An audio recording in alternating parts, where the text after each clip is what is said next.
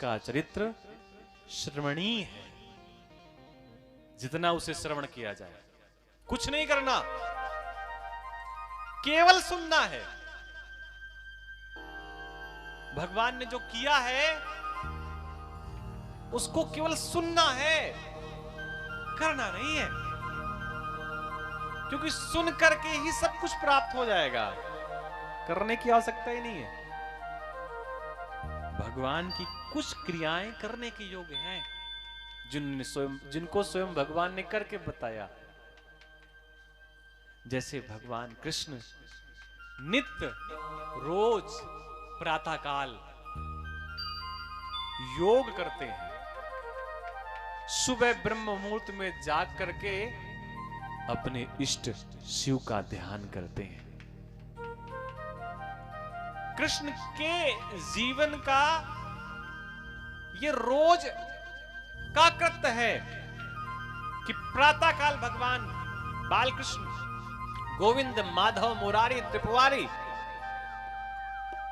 प्रातःकाल ब्रह्म मुहूर्त में जागते हैं और अपने इष्ट का ध्यान करते हैं।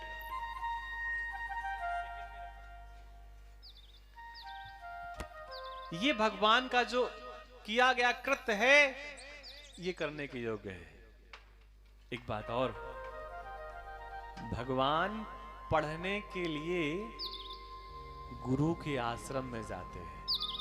वो तो भगवान है, पढ़ने की आवश्यकता नहीं है, लेकिन फिर भी भगवान कृष्ण ने करके दिखाया कि कितने भी आप श्रेष्ठ क्यों ना हो, लेकिन किसी न किसी गुरु की शरण में बैठ करके आपको श्रवण करना चाहिए, सीखना चाहिए, पढ़ना चाहिए, जानना चाहिए। कुछ ऐसे कृत्य भगवान के हैं जिन्हें हम सबको करना चाहिए,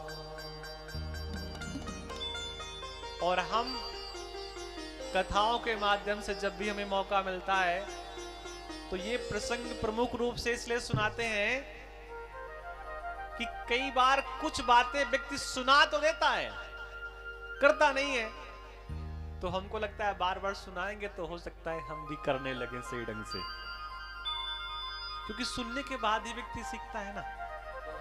बाकी भगवान कृष्ण का जितना चरित्र है वो सब श्रवण करने के योग्य है। भगवान की जितनी लीलाएं हैं, जो भी कुछ उन्होंने किया, वो सब सुनने के योग्य है, मनन करने के योग्य है, करने के योग्य नहीं है, क्योंकि हम कर भी तो नहीं सकते। भगवान ने कालिया नाग के ऊपर फणों पर बैठ करके नृत्य किया, हम कहां कर सकते हैं। भगवान ने 7 कोस का गोवर्धन अनायास, जैसे माताएं अपनी कनिष्ठिका उंगली पर अंगूठी धारण कर लेती हैं, ऐसे भगवान ने 7 दिन तक धारण कर रखा। हम कर सकते हैं क्या? नहीं कर सकते। हम केवल सुन सकते हैं। और वहां जो आसपास लोग उस समय तत्काल में, प्रेजेंट में, उस सिचुएशन पे जो लोग थे, उन्होंने भगवान को जिस भाव भंगिमा से देखा, भगवान से अपना वात्सल्य जताया, अपनी भावनाएं की, हमको उन्हें सुन सुन करके आनंद लेना है। और इतना ही कर लिया जाए तो फिर और कुछ अधिक करने की आवश्यकता नहीं है। कोई भी ग्रंथ होता है, कोई भी पुराण हो, पुराण प्रारंभ हो उसके पहले उसकी महत्वता बताई जाती है कि पुराण कितना श्रेष्ठ है। श्रीमद् भागवत कथा भगवान का वांगमय स्वरूप है। जितने सत्य भगवान कृष्ण हैं, उतना ही सत्य ये ग्रंथ है। जितने प्रभावशाली भगवान कृष्ण हैं, बनवारी हैं, उतना ही प्रभावशाली ये श्रीमद् भागवत कथा का ग्रंथ है। पढ़ने वाला, सुनने वाला, सुन करके परमात्मा की प्रीति को हृदय पर धारण करने वाला, सब महान हो जाते हैं। हमें क्यों सुनना चाहिए? मिलेगा क्या? भगवत कथा सुनने से हम जिसका चरित्र सुनते हैं उस व्यक्ति के प्रति हमारे मन में प्रेम जागृत हो जाता है। जैसा हम जिसका चरित्र सुनते हैं। अगर किसी बच्चे की मां बचपन से लेकर युवान अवस्था तक अपने बच्चे के कान में ये कहती रहे कि तुम्हारे पिता बहुत श्रेष्ठ हैं, तुम्हारे पिता ने तो ये किया वो किया, तुम्हारे पिता तो बड़े परोपकारी थे, तुम्हारे पिता जब गलियों से निकलते थे गलियों के लोग उन्हें बड़े आदर और भाव के साथ देखते थे क्योंकि उन्होंने जीवन में इतना श्रेष्ठतम कृत्य किया। तो उस पुत्र का अपने पिता के प्रति प्रेम जागृत हो जाएगा। उनके पिता कैसे ही क्यों ना हो, सुंदर हो, बिल्कुल सुंदर ना हो, काले हो, गोरे हो, कोई फर्क नहीं पड़ता उसको, क्योंकि मां के द्वारा मीठे मीठे शब्दों में उसने अपने पिता के प्रति प्रेम सुना है, पिता की विशेषताएं सुनी है। और वही मां अगर पिता के प्रति द्वेष उत्पन्न करने वाली बातें अपने बच्चे को सुनाए तो उस बच्चे के मन में पिता के प्रति द्वेष जागृत हो जाता है। तो भगवत कथा में भगवान की जितनी मीठी मीठी लीलाएं हैं उन सब का यहां पर चरित्र है और उनको सुनने से हमें परमात्मा के प्रति प्रेम होगा।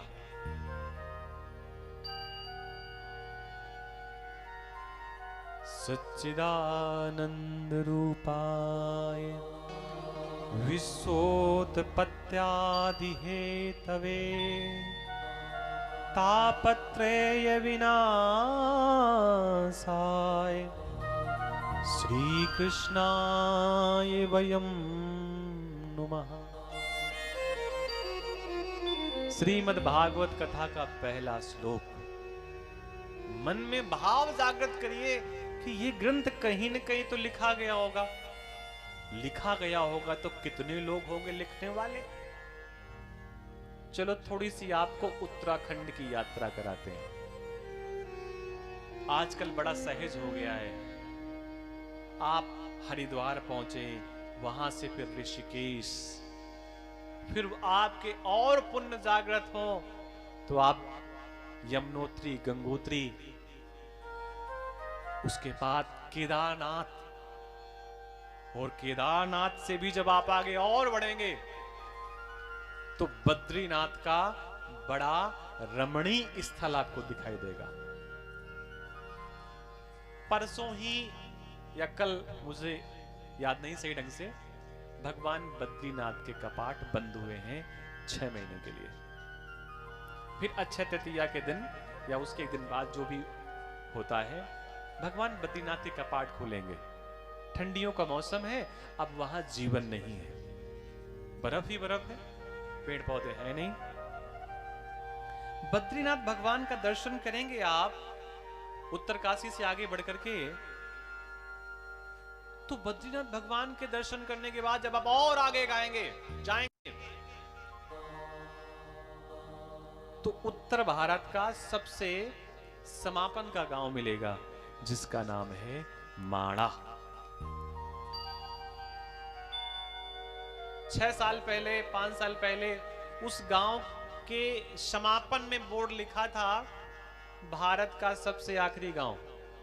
सरकार बदली तो अब वहां पर बोर्ड लिखा है भारत का सबसे पहला गांव। गांव वही है, बस सोचने समझने में थोड़ा सा फर्क है। भारत का पहला गांव। उस गांव में जब आप जाएंगे तो वहां पर अलकनंदा नदी के किनारे किनारे जाएंगे तो मालूम पड़ेगा कि एक स्थान ऐसा भी आएगा जहां पर सरस्वती नदी का उद्गम है। पहाड़ों की कंदराओं को चीर करके कल कल की ध्वनि करती हुई सरस्वती नदी का उद्गम है, जहां से सरस्वती का प्राकट हुआ है। कुछ दूर तो सरस्वती गई बह करके, लेकिन फिर अलकनंदा में समा गई और प्रयाग में सूक्ष्म रूप से प्रकट हुई। फिर बीच में कहीं सरस्वती का स्थान नहीं है। उसी सरस्वती नदी के दाहिनी तरफ पहाड़ी के ऊपर एक छोटी सी गुफा, जिस गुफा में केवल एक व्यक्ति बैठ सकता है, एक अंदर एक बाहर। प्रत्येक स्थान का नाम होता है। हम लोग बड़े भाग्यशाली हैं कि दिवाली के बाद जहां पर हम भगवान की चर्चा कर रहे हैं वो जगह ही भगवान के नाम से केशवपुरम। तो उस जगह का नाम है व्यास गुफा। क्या नाम है? व्यास गुफा। वहां पर बैठ करके व्यास जी ने इस ग्रंथ की रचना की। गणेश जी ने उस ग्रंथ को लिखा, व्यास जी बोलते रहे। पहले श्लोक की दूसरी लाइन की समापन में लिखा है, श्री कृष्णाय वयम नुमा, मैं अकेला आई। युवाम का मतलब होता है दो, और जब बहुवचन पहुंच जाता है तो उसका अर्थ हो जाता है वयम, हम सब। बैठा व्यक्ति पर्वत की कंदरा पर अकेला है और प्रणाम सबकी तरफ से कर रहा है। ये उस महात्मा की श्रेष्ठता है। और जब वो भगवान को सब की ओर से प्रणाम कर रहा है, इसका मतलब है ये ग्रंथ केवल उनके लिए नहीं है, उनके स्वयं के लिए नहीं है, हम सब के लिए है। इसलिए तो कोई प्रणाम कर रहा है। जब कोई भी व्यक्ति पहले अपने पिंड से, अपने गांव से, अपने पुर से किसी विशेष स्थान की तीर्थ यात्रा में जाता था तो पूरे गांव की तरफ से उस स्थान को प्रणाम करता था कि हमारे गांव के लोग तो नहीं आ सकते, किसी तीनों प्रकार के ताप उसके नष्ट हो जाते हैं। कारण कि कृष्ण के जीवन में जब ऐसी ऐसी घटनाओं को हम लोग सुनते हैं, भगवान के जीवन की घटनाएं कि 6 दिन बाद पूतना आ गई, फिर अघासुर, फिर बकासुर, और फिर भी भगवान मुस्कुराते रहते हैं। तो सुनने वाले के मन में भाव आता है कि जब भगवान समस्याओं से नहीं बचे तो भैया हम कैसे बच सकते हैं। और वो भी अगर समस्याओं में रह करके उनके ओठों पर मुस्कुराहट है तो हमारे ओठों पर क्यों नहीं आ सकती। पहले श्लोक में वेदव्यास ने भगवान को प्रणाम किया सबकी तरफ से। भागवत कथा के बारे में सौनक जी कहते हैं सूत जी से कि कलयुग आने वाला है, कोई ऐसी कथा सुनाइए जिसको सुन करके जगदीश्वर के प्रति मन में प्रेम जागृत हो जाए। अज्ञान ध्वांत विध्वंस कोटि सूर संप्रभा, सूताख्यायी कथा सारम मम कर्ण रसायना। मम कर्ण रसायना, कोई ऐसी कथा जो हमारे कानों में रसायन की तरीके घुस जाए। रसायन का मतलब जैसे जल डाला जाए तो कान में चला जाएगा, ठीक वैसे ही कोई कथा ऐसी कानों के माध्यम से प्रवेश कराई जाए जो कानों के माध्यम से हृदय पर पहुंच जाए। कहां पर? हृदय पर। और वहां पर क्या करें? सूर्य के करोड़ों सूर्यों के जैसा प्रकाश उत्पन्न कर दे। कोटि सूर्य संप्रभा, जैसे करोड़ों सूर्यों का प्रकाश एक बार एक साथ हृदय पर प्रकाशित हो जाए तो क्या होगा? अज्ञान ध्वांत विध्वंस, हृदय का जो अंधकार है वो दूर हो जाएगा। तो वैसी कथा क्या है? भगवान की चर्चा, भक्ति, ज्ञान, वैराग। भक्ति बड़ी आसानी से आ जाती है, केवल भगवान के गुणानुवादों को सुनना पड़ता है। और जब भक्ति आती है तो धीरे धीरे पीछे से ज्ञान भी चला आता है।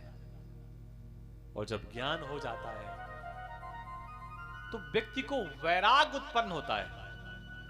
तो संसार में रह करके भी वो संसार में नहीं रहता। जैसे कई लोग होते हैं घर पे तो रहते हैं, लेकिन घर में क्या हो रहा है, कौन क्या कह रहा है, कोई हंस रहा है, रो रहा है, कोई मतलब नहीं। ऐसे बहुत सारे लोग घर में होते हैं। घर में कोई समस्या है, कोई विपत्ति है, कोई खुशी है, कोई प्रसन्नता है, कोई दुख है, कोई शोक है, उन्हें कोई मतलब नहीं होता। घर पे रह करके भी घर में नहीं रहते। और कुछ लोग घर से बहुत दूर रह करके भी घर की चिंता में डूबे रहते हैं कि कहीं कोई दिक्कत तो नहीं है, कहीं कोई समस्या तो नहीं है।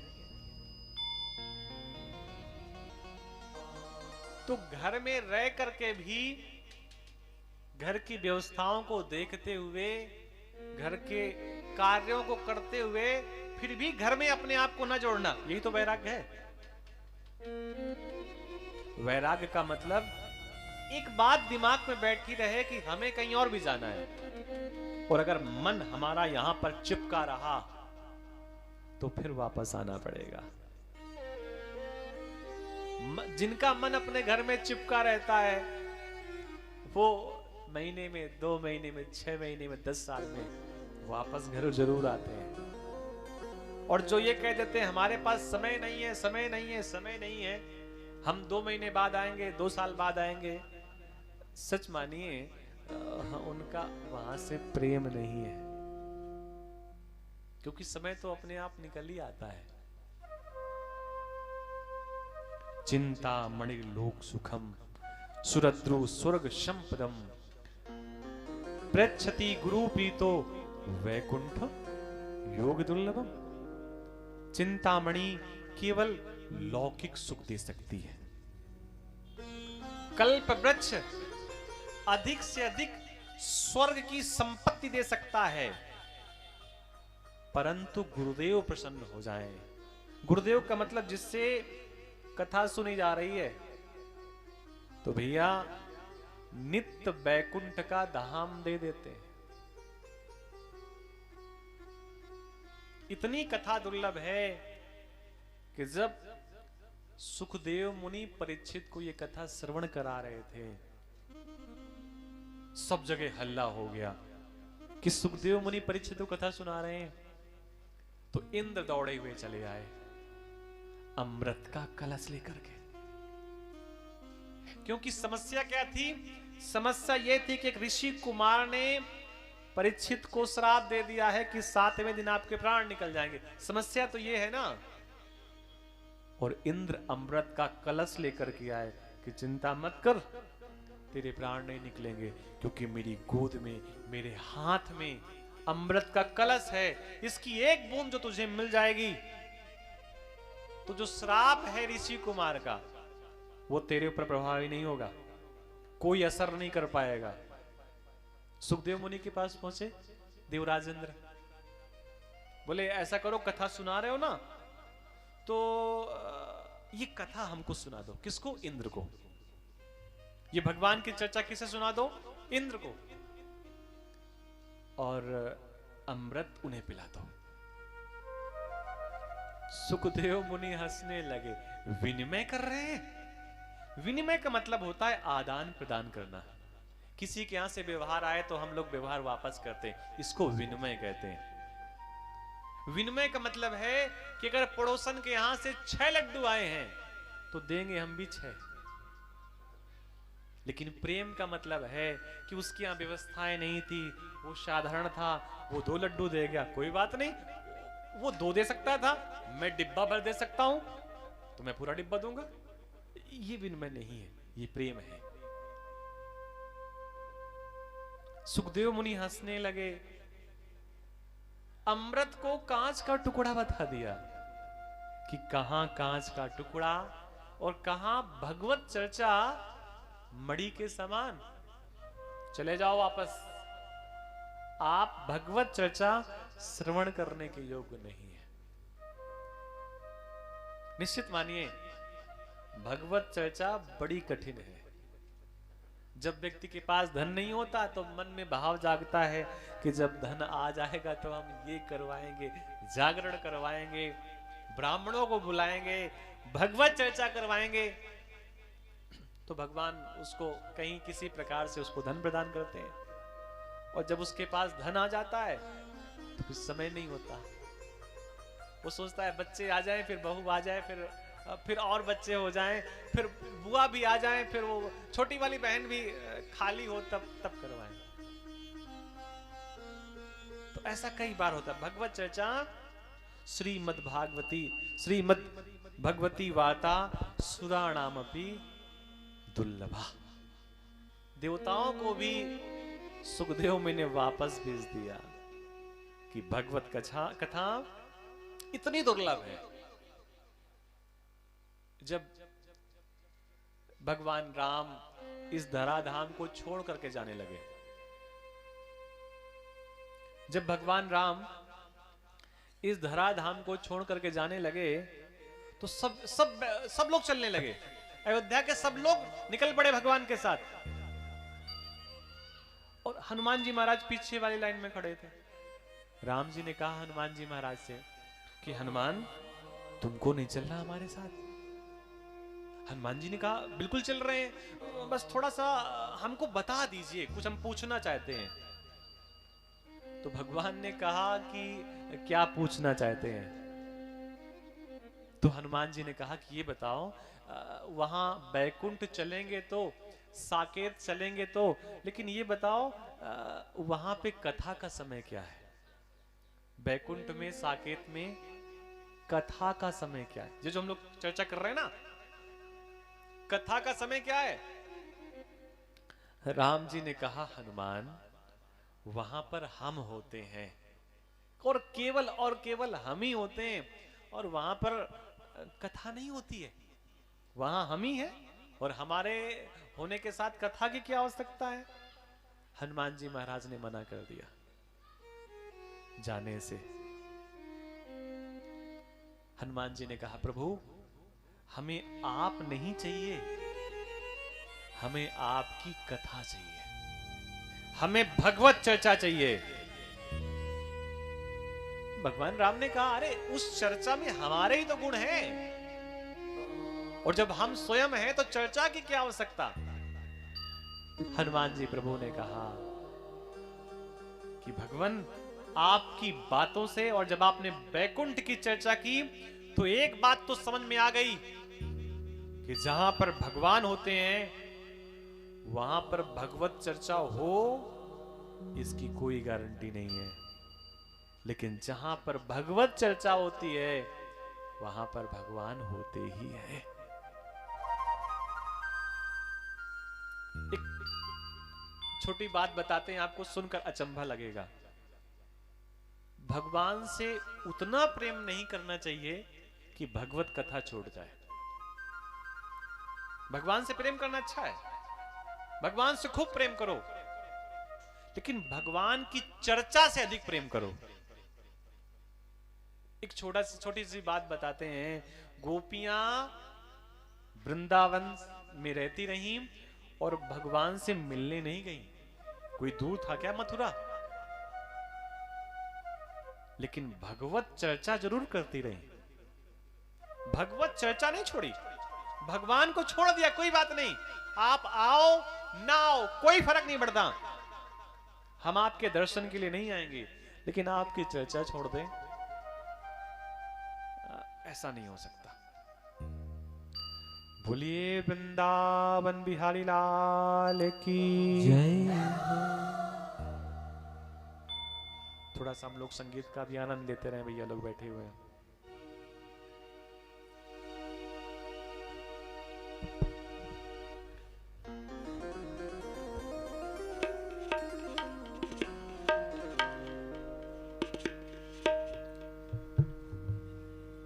कुछ न बिगड़ेगा तुम्हारा, हरि शरण आने के बाद। कुछ न बिगड़ेगा तुम्हारा, हरि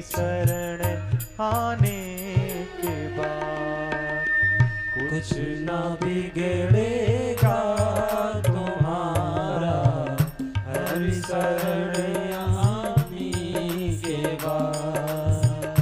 कुछ न बिगड़ेगा तुम्हारा हरि शरण आने के बाद। कुछ ना बिगड़ेगा तुम्हारा हरि शरण आने के बाद। हर खुशी मिल जाएगी, हर खुशी मिल जाएगी चरणों में झुक जाने के बाद। कुछ न बिगड़ेगा तुम्हारा हरि शरण आने के बाद। कुछ न बिगड़ेगा तुम्हारा हरि शरण आने के बाद। हरि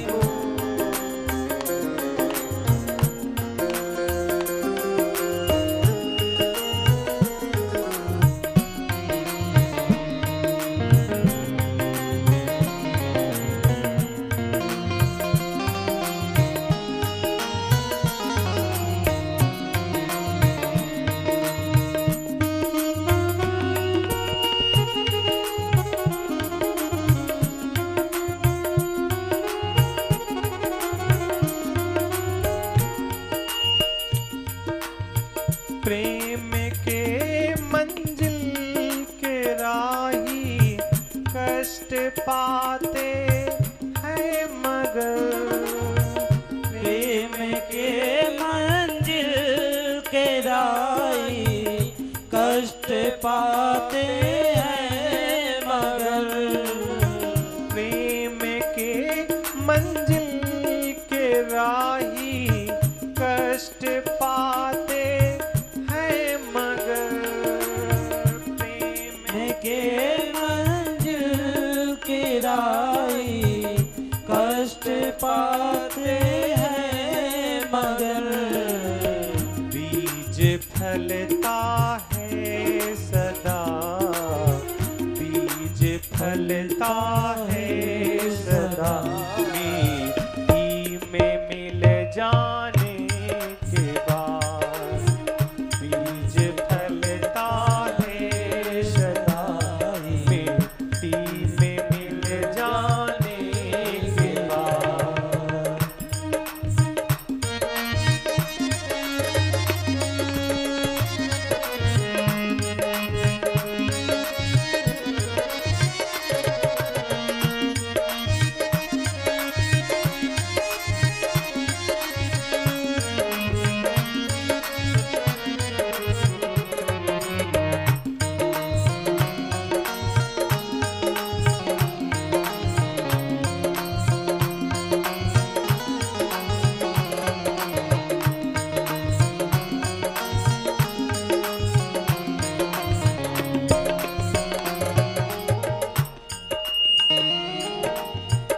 देख कर काली घटा को है भ्रमर मत हो निराश। देख कर काली घटा को हे भ्रमर मत हो निराश। देख कर काली घटा को है भ्रमर मत हो निराश।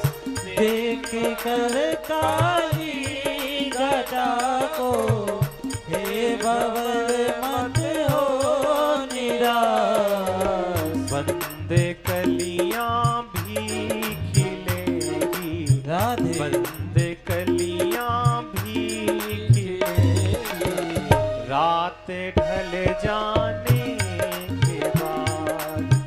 बंद कलियां भी खिलेगी रात ढल जाने के बाद।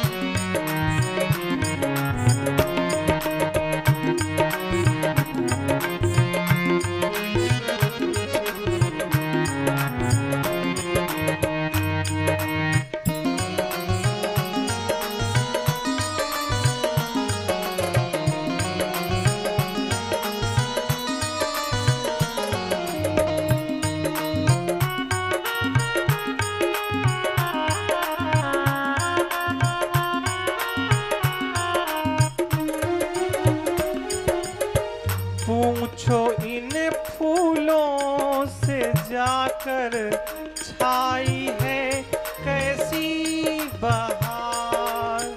पूछो इन फूलों से जाकर छाई है कैसी बहार।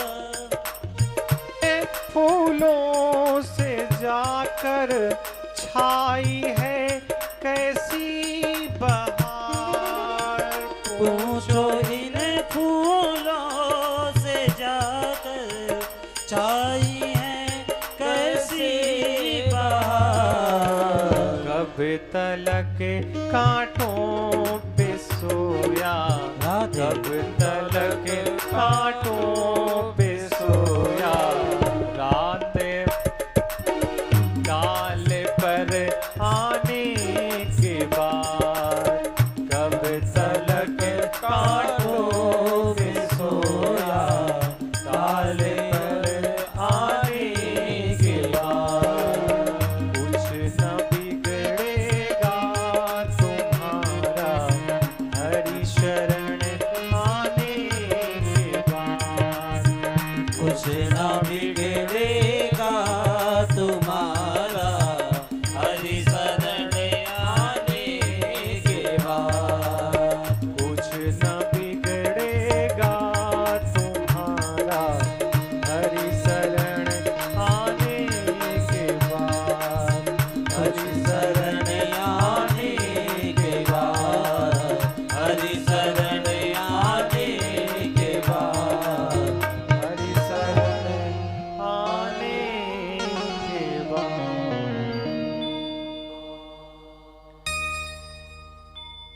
किसी भी डाल में कितने भी कांटे क्यों ना लगे हों, जब उसमें फूल आता है ना, तो उस फूल से पूछो जा करके कि क्या कांटे पे रात भर सोया रहा क्या? तो फूल कहेगा कि कांटे आस पास तो थे, लेकिन मैं कांटों पे सोया नहीं। कुछ ना बिगड़ेगा तुम्हारा। एक चीज तो निश्चित है कि हरि की शरण में आने से नुकसान हो, किसी प्रकार का लॉस हो, घाटा हो, कुछ बिगड़ जाए, ऐसा नहीं हो सकता। भगवान का जन्म उत्तर भारत में हुआ है, वो चाहे राम का हो चाहे कृष्ण का हो, लेकिन भक्ति हमेशा दक्षिण भारत में देखी गई है। दक्षिण भारत की मंदिरों की अलौकिक सुंदरता, जितने भी दिव्य मंदिर हैं जो सुंदरता में ऊंचाइयों को छू रहे हैं, वो चाहे जगन्नाथ जी का हो, चाहे रामेश्वरम का हो या कोई और, ये सब दिव्य स्थान आपको दक्षिण भारत में मिलेंगे। दक्षिण भारत के जो ब्राह्मण हैं, आचार्य हैं, वो जितने श्रेष्ठ हैं, उत्तर भारत के भी श्रेष्ठ हैं, लेकिन उनके बोलने का ढंग, मंत्रों का ढंग, उनके चेहरे की चमक, वो कुछ दूसरी ही होती है। उत्तर भारत के ही विद्वान है, ऐसा नहीं है, लेकिन जितने बड़े बड़े आचार्य हुए हैं वो सब दक्षिण भारत में हुए हैं। अच्छा, भक्ति मिलना किससे चाहती है? आप लोग यहां बैठे किस लिए हैं? भगवान से मिलने के लिए, अपने प्रीतम से मिलने के लिए, अपने प्रेमी से मिलने के लिए। तो प्रीतम से मिलने के लिए व्यक्ति को प्रीतम के पास जाना पड़ेगा। जिससे हम प्रेम करते हैं उससे मिलने के लिए हमें उसके पास जाना पड़ेगा। तो भक्ति का जन्म दक्षिण भारत में हुआ। भक्ति अपने पुत्रों के साथ कर्नाटक और उधर गुजरात होते हुए वृंदावन में आ गई, अपने बच्चों को लेकर के। बच्चों का नाम ज्ञान और वैराग्य। और जब वो वृंदावन में आई तो भक्ति जवान हो गई। अभी आप सबसे कहा जाए कि लंबा सा तिलक लगाकर चलिए, जैसा वृंदावन में लोग लगाते हैं, तो संकोच होगा। गले में माला डाल के चलिए, झोली माला, हाथ में माला पकड़िए, जप करिए, संकोच होगा। लेकिन अगर आप वृंदावन चले जाएं तो तिलक लोग पूछ पूछ कर लगाते, भैया हमारे भी लगा दो।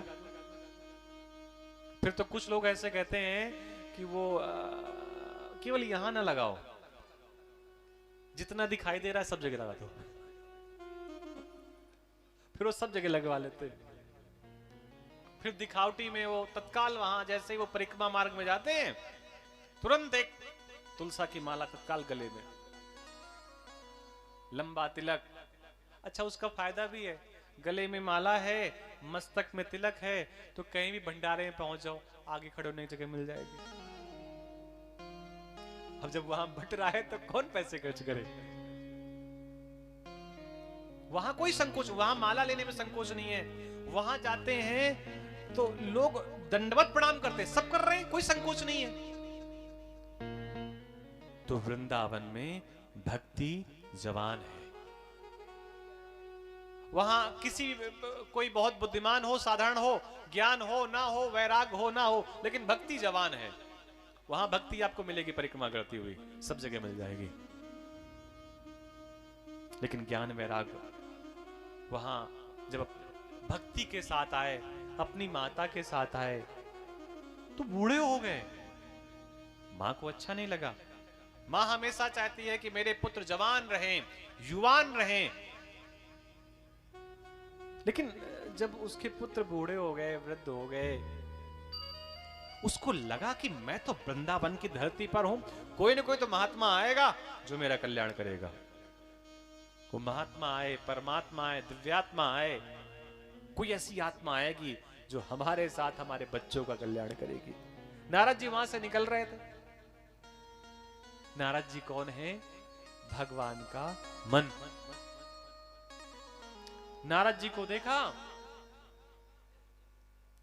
तो भक्ति ने नारद जी को पुकारा,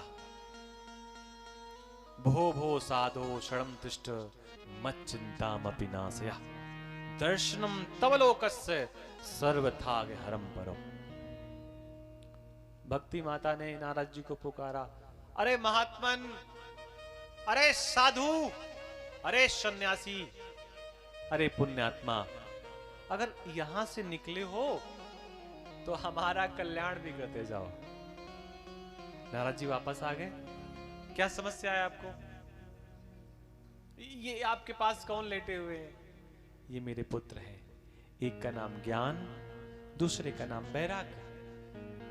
नारद जी ने कहा कि ये तो बूढ़े हैं, वृद्ध हैं। अरे माँ बूढ़ी हो, बच्चे जवान हो, ये तो दृश्य देखने में अच्छा लगता है। माँ जवान हो, बच्चे बूढ़े हो, ये कौन सी परंपरा है? नारद जी समझ गए कि इनमें कुछ ज्ञान वैराग में कुछ थोड़ी सी कमी है, अभी मैं ठीक करता हूं। नारद जी ने गीता का श्लोक सुनाया, गीता पूरी पढ़ डाली। थोड़ा सा ज्ञान वैराग उठे, ऐसा लगा कि अब ये खड़े हो जाएंगे, चल पड़ेंगे, लेकिन फिर ज्ञान वैराग लेट गए। वेदों की वाणियां सुनाई, विष्णु सहस्त्र नाम सुनाया, जाने कितनी स्तुतियां सुनाई, लेकिन नारद जी को लगा कि अब जग जाएंगे, अब जग जाएंगे। ज्ञान वैराग्य हिले नहीं। आकाशवाणी भी, नारद उद्योग करो। उद्योग का मतलब अपने से श्रेष्ठ व्यक्ति के पास जाओ और पूछ करके आओ कि ज्ञान वैराग्य बूढ़े क्यों है। नारद जी चलते चलते बद्री का आश्रम पहुंचे, बद्रीनाथ धाम। वहां पर नारद जी की मुलाकात सनत, सनंदन, सनातन और सनत कुमार से हुई। ये भी भगवान के ही पुत्र हैं, भगवान के जैसे ही हैं। नारद जी के मन में चिंता देखी, सनत कुमारों ने पूछा चिंता का कारण। नारद जी ने पूरी बात बताई। सनत कुमारों ने कहा चिंता मत करो, वापस जाओ, भागवत कथा सुनाओ उनको, भगवान की चर्चा सुनाओ, गोविंद की चर्चा सुनाओ। नारद जी वापस आए, ज्ञान वैराग्य को भक्ति के साथ गोविंद की चर्चा सुनाई तो ज्ञान वैराग खड़े हो गए, जाग गए और अपनी माता के साथ वो भी वहां पर वृंदावन में नृत्य करने लगे। बोलिए वृंदावन बिहारी लाल की जय हो। भाग्योदयेन बहुजन्म समझतेन सत्संगम चा लभते पुरुषो यदा वै। श्री राधे। ऐसा कहते हैं और सब श्रेष्ठ महात्मा संत महात्मा कहते हैं। अरे दूसरे की बात छोड़ो, अपनी बात छोटी सी हम बताते हैं। पिछले 5 महीने से सोच रहे हैं कि वृंदावन के दर्शन कराएं, भगवान की परिक्रमा कराएं, प्रणाम कराएं, क्योंकि प्रयास होता है हर महीने जाओ, 2 महीने में जाओ, और 4-5 महीने से सोच रहे हैं जितनी दूर वृंदावन है इससे 4 गुना दूरी घूम आए, लेकिन उधर की अभी ट्रैक नहीं निकल पा रहा कि किस दिन जाए। उससे दूर दूर घूम आए, एक दिन में 3 स्थानों के दर्शन कराए, लेकिन अभी कोई ऐसा नहीं संयोग बन पा रहा कि वृंदावन जाया जाए, और कोई दूर थोड़ी ना है। तो इसमें क्या कहा गया? बाबा तुलसी कहते हैं,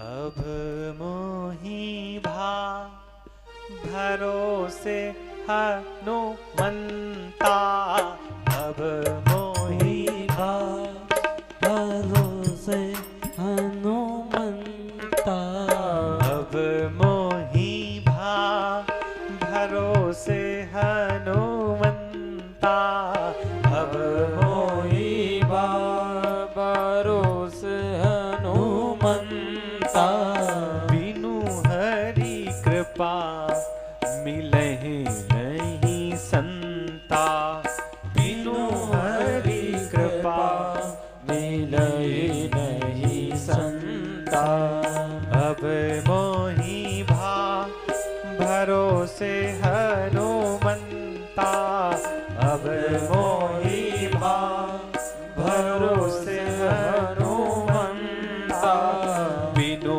हरि कृपा मिलहे नहीं संता, बिनु हरि कृपा मिलहे नहीं संता, मंगल भवन अमंगल हारी, मंगल भवन अमंगल हारी, उमा सहित शिव जपत मुरारी, उमा सहित जपत मुरारी, अब मोहि भरोस हनुमंता। विभीषण जी के पास जब हनुमान जी महाराज पहुंचे तो विभीषण जी कहते हैं, हनुमान जी महाराज आपको देख करके अब मेरे मन में संतोष हो गया है कि परमात्मा का जब भी कभी दर्शन होता है बिना भगवान की कृपा के संभव नहीं हो पाता। अब मोहि भरोस हनुमंता, बिनु हरि कृपा मिले नहीं संता। इसी को बाबा तुलसी कहते हैं, व्यास जी कहते हैं, भाग्योदयेन बहुजन्म समझतेन सत्संगम चा लभते पुरुषो यदा वै। नारद जी की भेंट भक्ति से हुई और भक्ति के जो पुत्र थे वो नारद जी की कृपा से जवान हो गए और उनको सब प्रकार से भगवान का स्नेह मिला। बोलिए वृंदावन बिहारी लाल की। हम लोग महात्म की कथा सुन रहे हैं। महात्म की कथा में एक बात और होती है, वो ये कि क्या किसी व्यक्ति ने पहले भी कथा सुनी जिसका कथा सुन करके कल्याण हुआ हो? तो एक चर्चा आती है, पूर्व काल में तुंगभद्रा नदी के तट पर एक अनुपम नगर बसा हुआ था और वहां पर आत्मदेव नाम के ब्राह्मण अपनी पत्नी के साथ रहते थे। उनकी पत्नी का स्वभाव था कि बहुत ही कलहप्रिय थी वो। जितना झगड़ा वो करें उनको उतनी ही खुशी होती थी। कई लोगों का ऐसा स्वभाव होता है कि झगड़ा करने के बाद भी उनको प्रसन्नता का एहसास होता है। आत्मदेव ठीक वैसे ही थे जैसे सूर्य का प्रकाश चमकता है। आत्मदेव ज्ञान, वैराग, बुद्धि, विवेक इन सब से भरे हुए थे। और वहीं पर उनकी पत्नी धुंधली जितनी भी सामाजिक बुराइयां थीं वो सब लिए थी। मन में भाव जागृत होगा कि जब आत्मदेव इतने श्रेष्ठ विद्वान थे तो पत्नी ऐसी क्यों थी। तो कई बार ऐसा ही संयोग होता है कि एक तो बड़ा श्रेष्ठ व्यक्ति होता है, दूसरा उसी ही कोटि का धूर्त व्यक्ति भी होता है। बहुत कलहप्रिय था उनकी पत्नी को। एक कष्ट था आत्मदेव के जीवन में,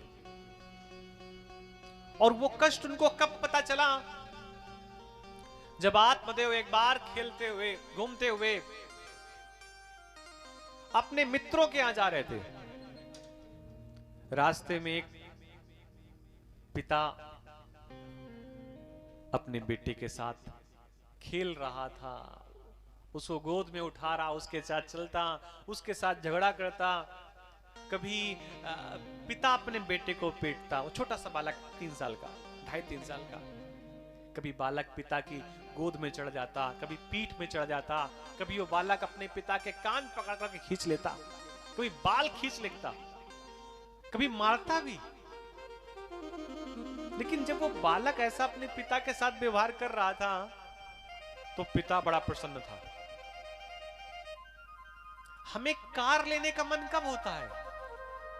हमें सुंदर घर बनवाने का मन कब होता है? हमें दिव्य गहने बनवाने का मन कब होता है?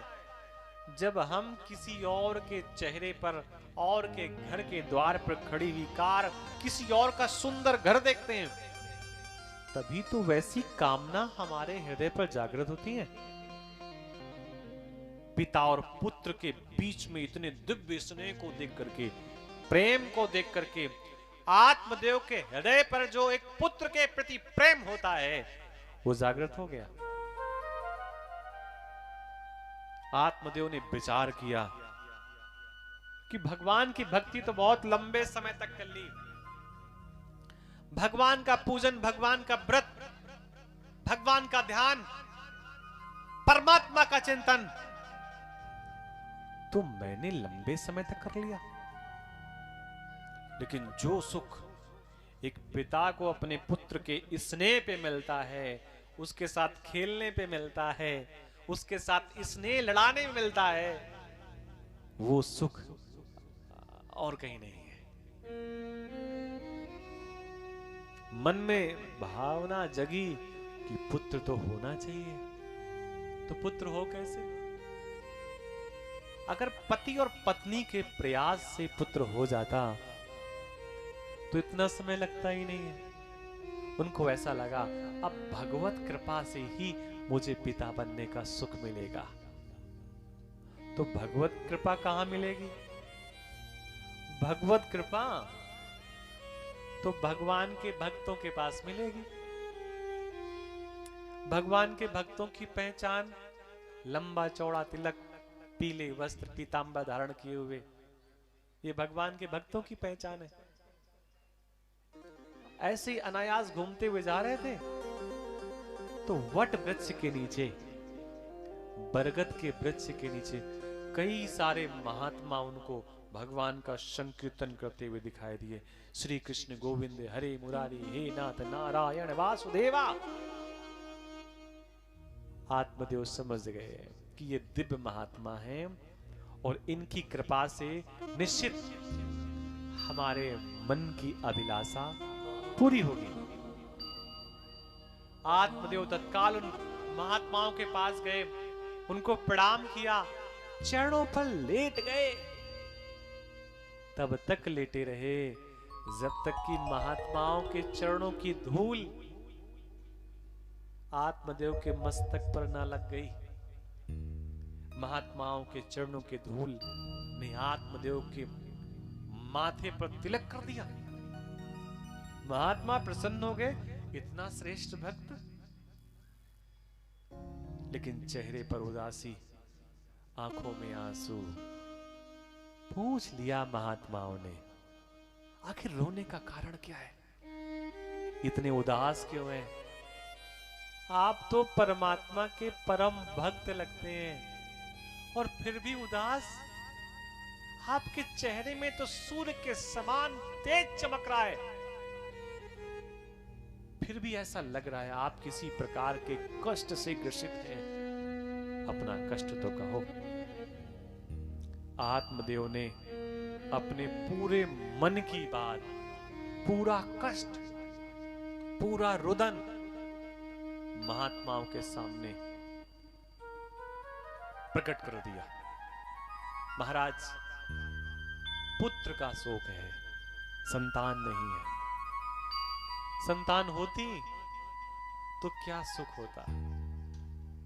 महात्माओं ने आत्मदेव के मस्तक की रेखाओं को देखा, पढ़ लिया। अरे महात्मन, तेरे मस्तक की रेखाओं को देख करके लग रहा है कि तुझे पुत्र का सुख नहीं है, तुझे पुत्र से दुख ही दुख है। ये तेरे माथे की लकीरें कह रही हैं। तेरे जीवन में पुत्र का सुख है ही नहीं। आत्मदेव अपने मस्तक को महात्माओं के चरणों के निकट लगे हुए पत्थर में पीटने लगा। रक्त की कणिकाएं जब मस्तक से निकलने लगी, महात्माओं का हृदय पसीज गया। महात्माओं ने कहा, आत्मदेव, तुझे तेरी संतान रुलाएगी, खून के आंसू तू बहाएगा, रोना चाहेगा लेकिन रो नहीं पाएगा। इतना भयंकर तुझे तेरी संतान से कष्ट है, तुझे संतान से भारी कष्ट मिलेगा। जिन लोगों ने प्रयास किया प्रकृति के विपरीत जाकर के, उन्हें अपनी संतानों से भयंकर कष्ट मिला। आत्मदेव, तेरी संतान तुझे खून के आंसू रुलाएगी। ऐसी बातें जब महात्माओं ने कही तो जो आत्मदेव रो रहा था उसका चेहरा प्रसन्नता से खिल गया, मुस्कुराने लगा। अरे, कष्ट तो तब होगा जब मुझे संतान होगी। इसका मतलब है संतान होगी, संतान से कष्ट तो तभी मिलेगा ना। महात्मा संतान का आशीर्वाद नहीं देना चाह रहे थे, लेकिन आत्मदेव ने, अरे संतान होगी तभी तो कष्ट मिलेगा, पुत्र होगा तभी तो पीटेगा। अपनी बार बार ऐसे कहते रहे तो महात्माओं ने अपनी झोली से प्रसाद का फल निकाला, दे दिया। ले, बहुत जिद कर रहा है, जा अपनी पत्नी को खिला देना, लेकिन ध्यान रखना ये परमात्मा का प्रसाद है। दिव्य संतान होगी, पत्नी नियम व्रत करे।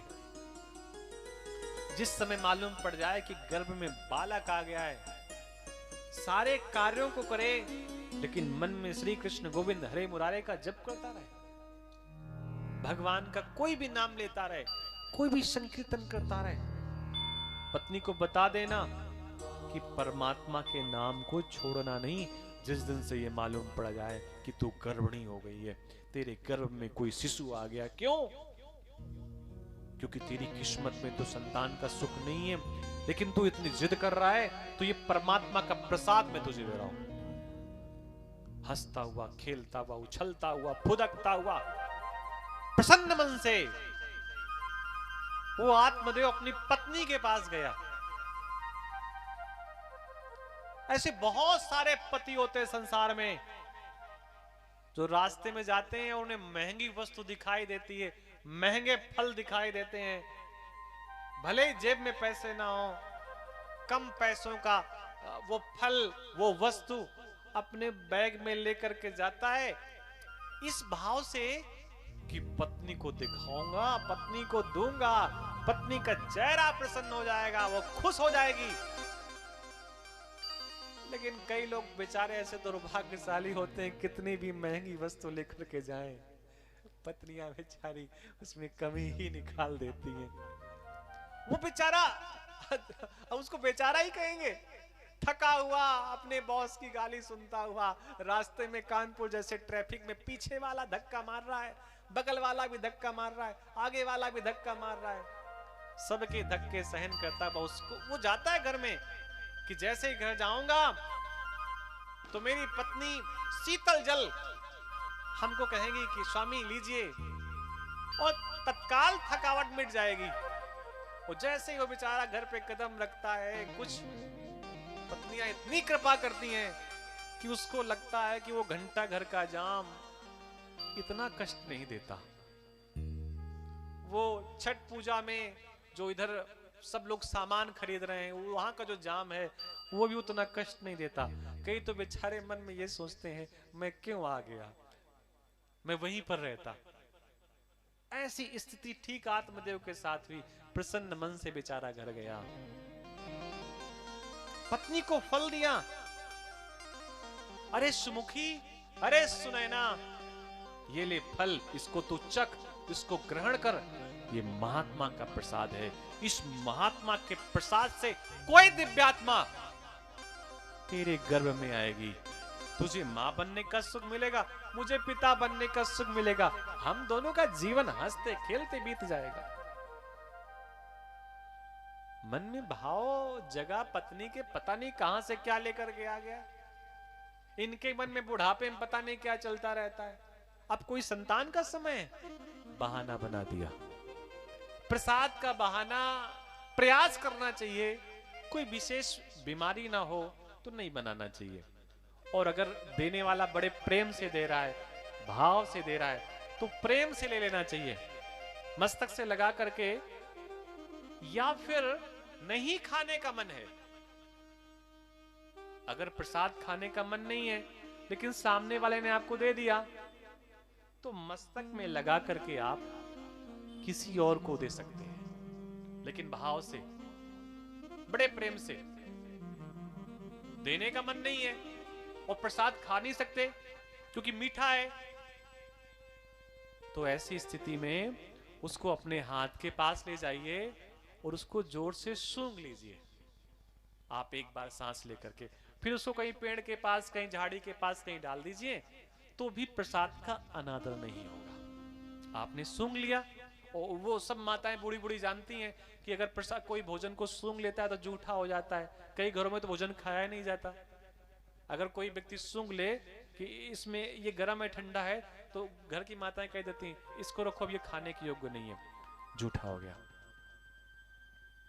और सूंघने का ही मन नहीं है, फिर भी हाथ में प्रसाद आ गया है, तो बड़े प्रेम के भाव से उसको देख लिया जाए जी भर के एक बार, तो भी प्रसाद को आपने स्वीकार कर लिया है, ऐसा माना जाता है। ऐसा संत महात्माओं की वाणी है।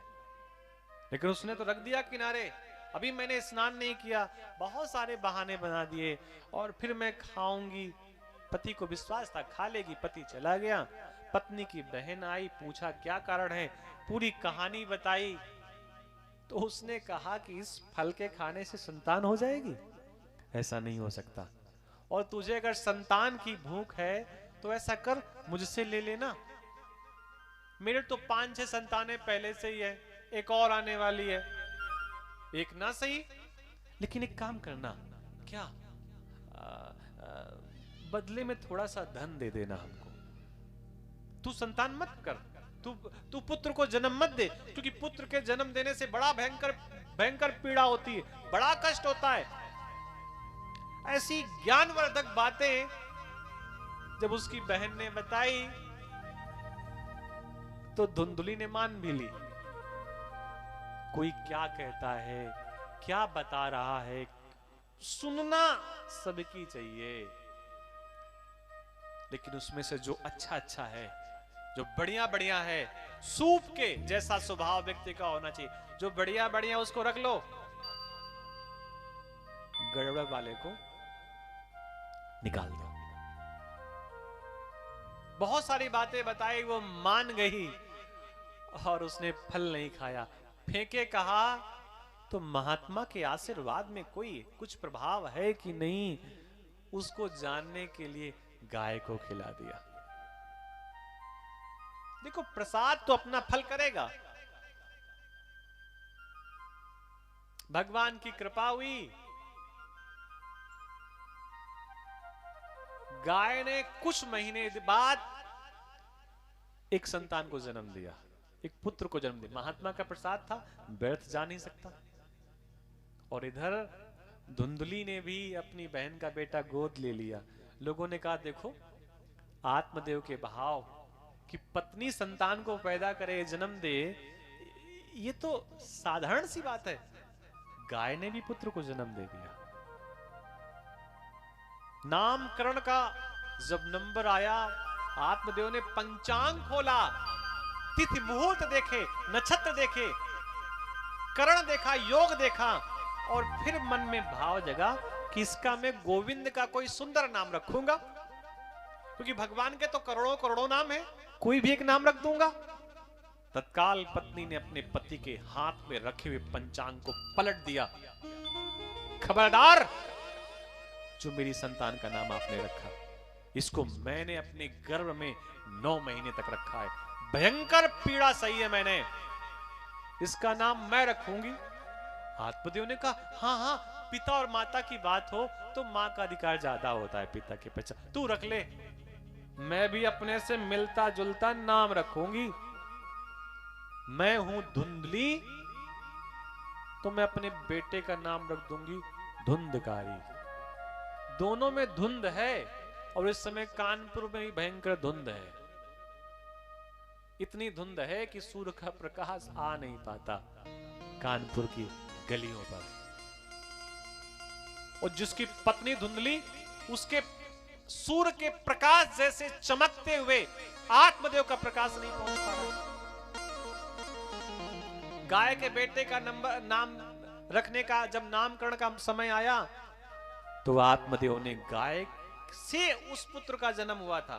कान बड़े थे गाय के जैसे, तो गाय को गाय का गो और कर्णों का कर्ण, गोकर्ण नाम रख दिया। पढ़ने के लिए कहां भेजा? भगवान शंकर के गांव। पता है विद्या के देवता कौन है? महादेव। पढ़ने के लिए लोग पहले कहां जाते थे?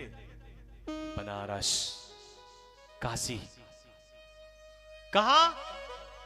महादेव की नगरी। और भगवान कृष्ण कहां पढ़ने गए? अवंतिका, उज्जैन, भगवान महादेव की नगरी। सरस्वती माता के पास तो ज्ञान का थोड़ा सा हिस्सा है। ज्ञान के जो प्रमुख देवता हैं, उनका नाम है महादेव। शंकर के गांव दोनों पढ़ने गए। कुछ समय बाद दोनों वापस आए। गोकर्णा पंडितो ज्ञानी, धुंधकारी महाखला। दोनों की एक ही लाइन पर व्याख्या कर दी व्यास जी ने। गोकर्णो पंडितो ज्ञानी, गोकर्ण जी पंडित के समान ज्ञानी है, विद्वान है। ठीक उसका विलोम धुंधकारी। खल कहते हैं दुष्ट को, चोर को, लेकिन धुंधकारी चोर नहीं। देखो कहीं कहीं क्या होता है, किसी शब्द के साथ महा लग जाए तो उस शब्द का महत्व तो बढ़ जाता है, लेकिन सब जगह नहीं बढ़ता। जैसे पंडित, हाँ मतलब ब्राह्मण है, ज्ञानी है, और पंडित के सामने महाराज जी महा लग जाए, महापंडित, तो उसका दूसरा मतलब, महा का मतलब वो बहुत विद्वान नहीं है, फिर उसका दूसरा मतलब है।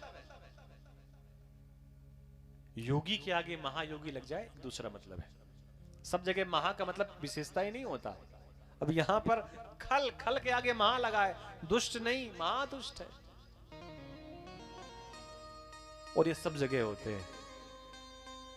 छोटे बच्चे को पीट देता, मार देता, कहीं कुएं पर फेंक देता, तमाम प्रकार की वो सारी क्रियाएं करता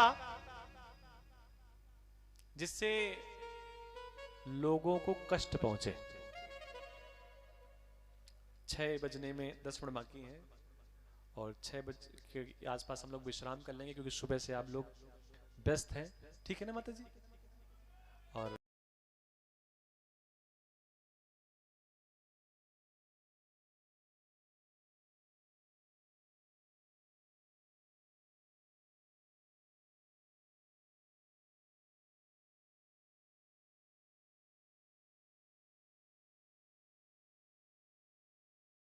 क्योंकि 6 बजे इतना बज जाएगा, मालूम पड़े यहाँ आप कथा सुने भगवान की, उधर आपके स्वामी द्वार पे खड़े रहें, बाद में आप जाएं, तो भाई जो घर में पहले होता है वही दूसरे आने वाले के साथ क्या क्या क्रियाएं करता है।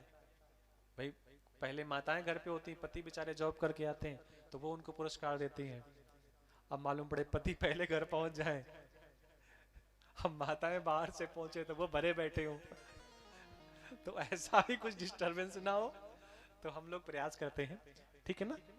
1 बजे हम लोग 1 से 5, ताकि आपका भी कोई कार्य न बिगड़े, समय से आप लोग भी घर पहुंचे और किसी प्रकार की व्यवस्थाएं अव्यवस्थित ना हो। बस प्रयास करिएगा आप लोग 1 बजे के आसपास यहां पर पहुंच जाइएगा। सारी वो क्रियाएं करता जो नहीं करना चाहिए। मां से पैसे मांगता जुए खेलने के लिए, मां ने मना कर दिया तो जलती हुई लकड़ी चूल्हे की मां के मुंह पे लगा दी, दे पैसा नहीं तो प्राण ले लूंगा। मां भी कहीं जाकर के मर गई, पिता भी चला गया घर छोड़ करके। ऐसी संतान के पास कौन रहना चाहेगा जिसके कारण उसके माता पिता को कष्ट हो। घर में 5 वेश्याएं ले आया, काम क्रोध मोह लोभ।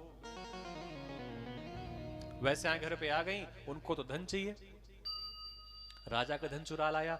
वेश्याओं के मन में भाव जगा कि राजा का कोष चोरी किया है, और जब राजा को मालूम पड़ेगा तो इस कोष के आसपास जो होगा सबको कष्ट मिलेगा, तो ये पकड़ा जाएगा, इसके प्राण निकलेंगे।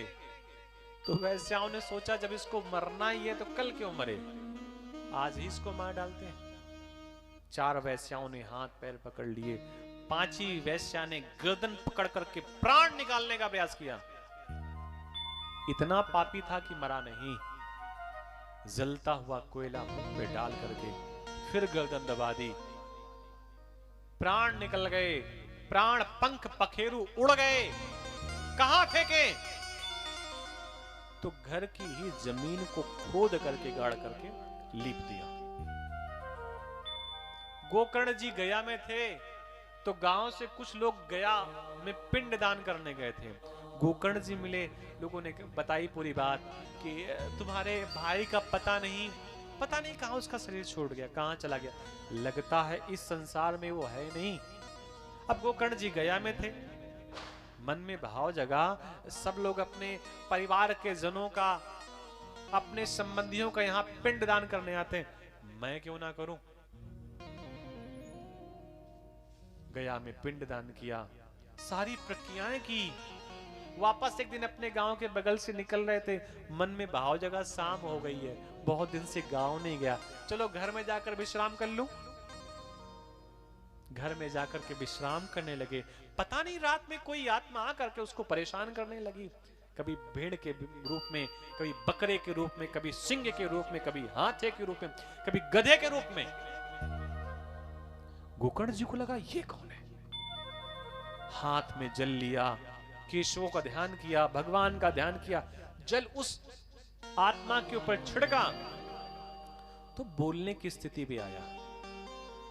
उसने पूरी बात बताई, मैं अधम, महाखल, महापापी तुम्हारा भाई हूं। गोकर्ण जी ने कहा तुम्हारे लिए तो मैंने गया में पिंड दान कर दिया था, सारी प्रक्रिया कर दी थी, फिर भी तुमको मोक्ष नहीं मिला, तुम अभी गए नहीं। धुंधकारी ने कहा सैकड़ों गया कर लीजिए भ्राताश्री, मेरा मोक्ष नहीं हो सकता, कुछ और करो। प्रातःकाल हुई, गांव के पंडितों से पूछा गया कि मुक्ति के लिए क्या किया जाए। पंडितों ने पंचांग पलट करके देखे, जो जो पंचांग में, पुस्तकों में, पुराणों में लिखा था वो गोकर्ण जी कर चुके थे।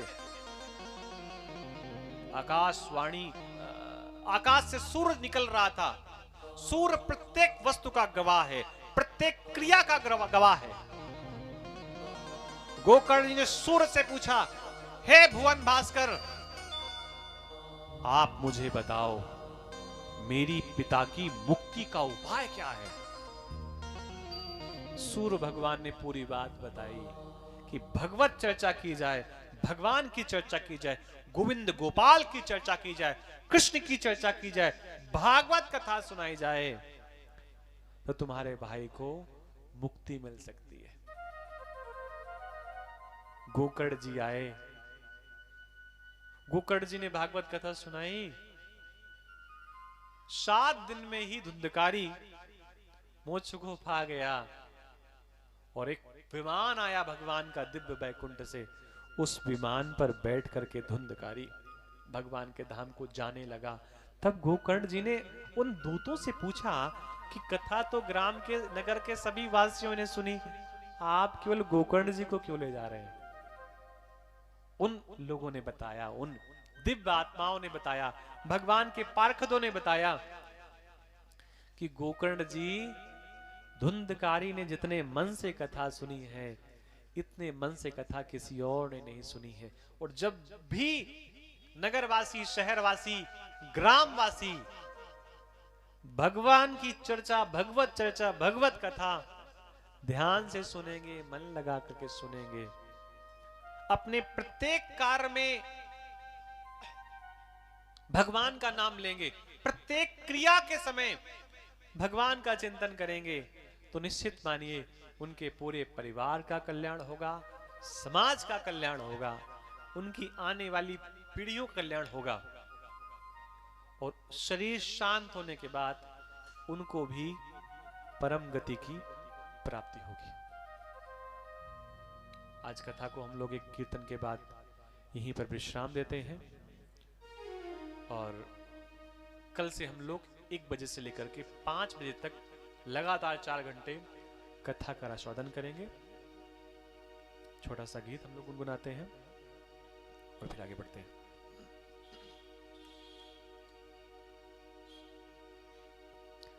रचा है सृष्टि को जिस प्रभु ने, रचा है सृष्टि को जिस प्रभु ने, वही ये सृष्टि चला रहे। रचा है सृष्टि को जिस प्रभु ने, वही ये सृष्टि चला रहे हैं। रचा है सृष्टि को जिस प्रभु ने, वही ये सृष्टि चला रहे। रचा है सृष्टि को जिस प्रभु ने, वही ये सृष्टि चला रहे। जो पेड़ हमने लगाए पहले, जो पेड़ हमने लगाए पहले, जो पेड़ हमने लगाए पहले, जो पेड़ हमने लगाए पहले, उसी का फल अब हम खा रहे हैं। रचा है सृष्टि को जिस प्रभु ने, वही ये सृष्टि चला रहे हैं। रचा है सृष्टि को जिस प्रभु ने, वही ये सृष्टि चला रहे हैं।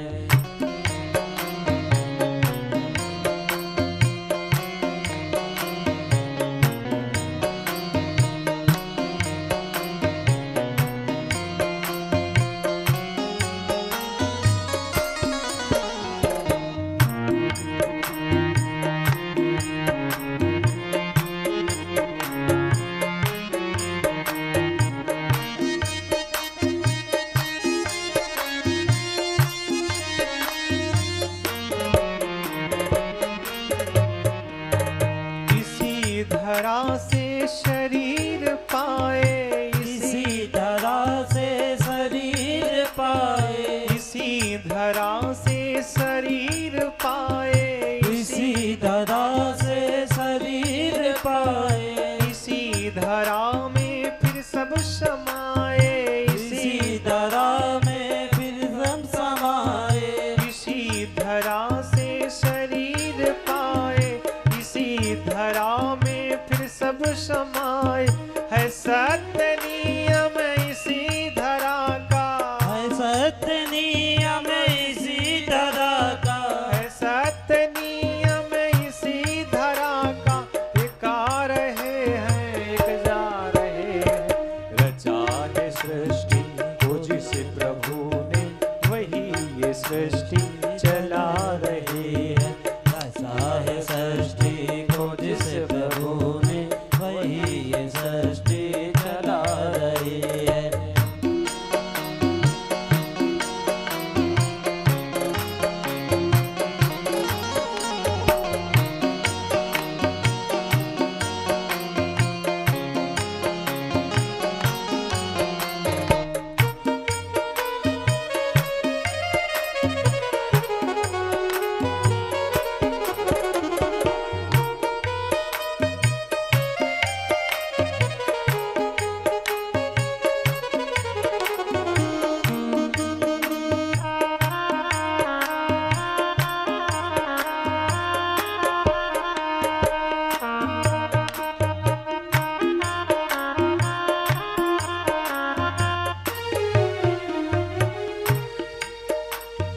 जिन्होंने भेजा जगत में जाना, जिन्होंने भेजा जगत में जाना, जिन्होंने भेजा जगत में जाना, जिन्होंने भेजा जगत में जाना, तय कर दिया लौट के फिर आना, तय कर दिया लौट के फिर आना। जो भेजने वाले हैं यहाँ पे, जो भेजने वाले हैं यहाँ पे, जो भेजने वाले हैं यहाँ पे, जो भेजने वाले हैं यहाँ पे, वही फिर वापस बुला रहे हैं। रचा है सृष्टि को जिस प्रभु ने, वही ये सृष्टि चला रहे हैं। रचा है सृष्टि को जिस प्रभु ने, वही ये सृष्टि चला रहे हैं।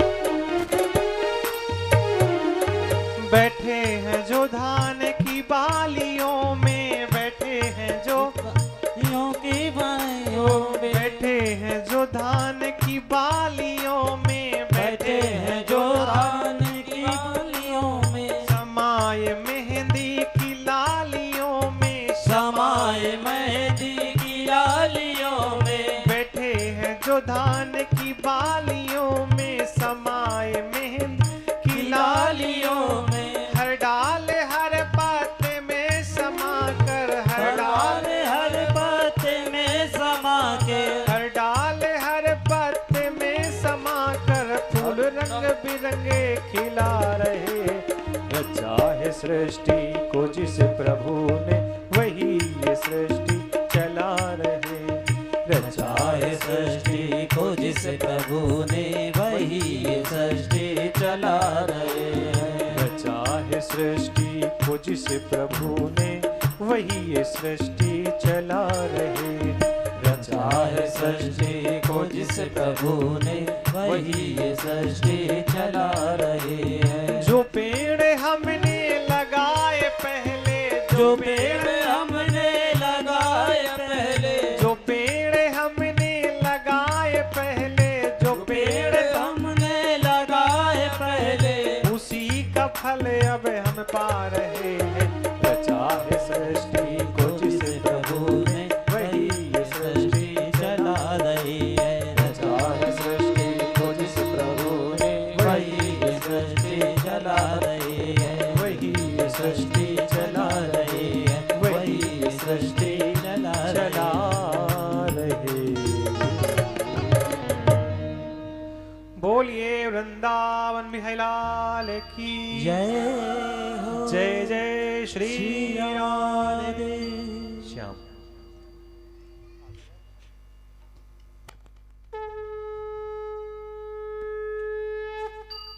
हम सब लोग आरती के लिए अपनी अपनी जगह पर खड़े हो जाएंगे।